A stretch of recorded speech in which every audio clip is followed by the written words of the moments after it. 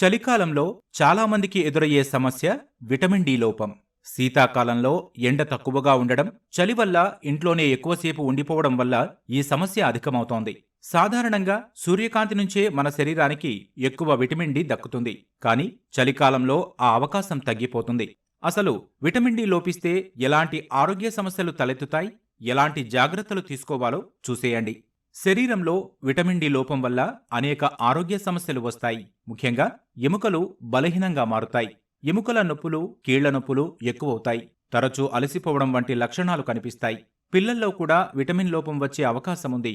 ఇది వారి ఎముకల ఎదుగుదలకు ఇబ్బందిగా ఉంటుంది.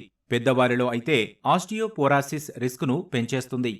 సో విటమిన్ డి అనేది మెయిన్గా మనకు సన్లైట్ ద్వారా నుంచే వస్తుంది. ఫుడ్లో కానీ లేకపోతే ఇంకా వేరే ఇతరత్ర వాటితో మాత్రం రాదు ఇది. సో ఇది మీరు గుర్తుపెట్టుకోవాల్సిన విషయం.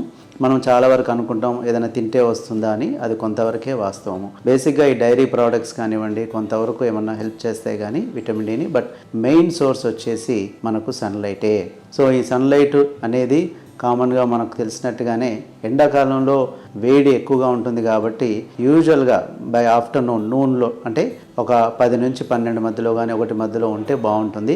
బట్ ఆ టైం ఎండాకాలంలో మాత్రం ఆ విధంగా తట్టుకోలేం కాబట్టి ఎర్లీ అవర్స్ అయితే మంచిది. ఒక హాఫ్ అన్ అవర్ పాటు, ఒక అరగంట పాటు మనకు అవసరం. ఎందుకంటే మనం చాలామందికి స్కిన్ డార్క్ కలర్గా ఉంటుంది కాబట్టి, డార్క్ స్కిన్ పీపుల్ కాబట్టి యూజువల్గా పెనిట్రేషన్ పవర్ అనేది సన్లైట్ ఈ రేస్కి చాలా తక్కువగా ఉంటుంది. ఎక్కువసేపు ఉండడం మంచిది. ఒక half an hour to 45 minutes కూడా చేసుకోవచ్చు. కొన్ని జాగ్రత్తలు తీసుకుంటే చలికాలంలో కూడా విటమిన్ డి లోపాన్ని అధిగమించొచ్చు. రోజు ఉదయం, మధ్యాహ్నం కొద్దిసేపు ఎండలో నిలబడాలి. ముఖం, చేతులు, కాళ్లపై నేరుగా సూర్యకాంతి పడేలా జాగ్రత్త పడాలి. విటమిన్ డి అధికంగా ఉండే గుడ్డులోని పచ్చసొన, కొవ్వు ఎక్కువగా ఉండే చేపలు, పాలు, పెరుగు, బటర్, చీజ్, ఫోర్టిఫైడ్ ఫుడ్స్ వంటివి తినాలి. కొన్ని సందర్భాల్లో ఎండ, ఆహారం కూడా విటమిన్ డి లోపాన్ని తీర్చలేవు. అలాంటి సమయంలో వైద్యులు విటమిన్ సప్లిమెంట్లను సిఫారసు చేస్తారు. అవి తీసుకోవాలి. చలికాలంలో విటమిన్ డి లోపాన్ని మాత్రం నిర్లక్ష్యం చేయకూడదు. ఆహారపరంగా మీరు చూసినట్టయితే మామూలుగా ఫుడ్లో అంత ఎక్కువగా ఉండదు మీకు చెప్పినట్టుగా.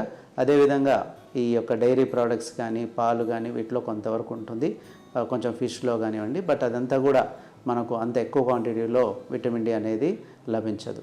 సో విటమిన్ డి అనేది యూజువల్గా చూస్తే మీరు వాల్యూస్ అవి చెప్పలేదు కానీ డెఫిషియన్సీ అని ఉంటుంది, ఇన్సఫిషియన్సీ అని ఉంటుంది, విటమిన్ డి నార్మల్ లెవెల్స్ కూడా ఉంటాయి. చాలామంది విటమిన్ డి అనేది రెగ్యులర్గా వాడడం కూడా చేస్తూ ఉంటారు. కాకపోతే చెక్ చేసుకోవడం ఇంపార్టెంట్.